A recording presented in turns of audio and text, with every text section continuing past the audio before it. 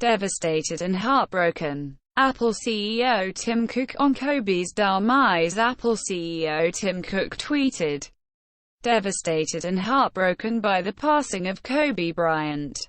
I admired his athletic prowess from afar and his humanity close up. He was an original." The NBA legend and his 13-year-old daughter Gianna were among the 9 people who died in a helicopter crash on Sunday. The helicopter crashed into a hillside in Calabasas, California. 3,000 government email IDs breached, including IDs of ISRO. Nuclear scientists report at least 3,000 government email IDs with the gov.in extension, including entities like BARC, ISRO, Atomic Energy Regulatory Board, have been found to be compromised. According to the Quint, the passwords of the email IDs have reportedly been leaked in plain text across multiple databases of leaked emails on the deep web and dark web.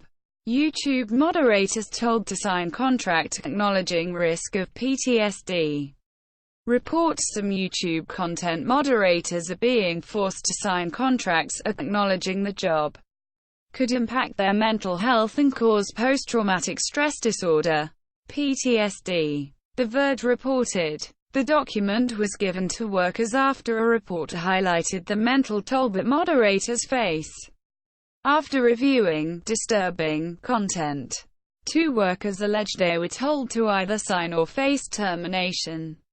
Robot used by doctors to treat first known coronavirus patient in U.S. Doctors are using a robot to treat the first person known to have been admitted to hospital in the U.S. with a new strain of coronavirus.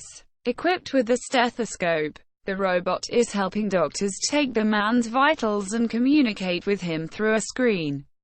The man was in stable condition and remains in isolation, doctors said.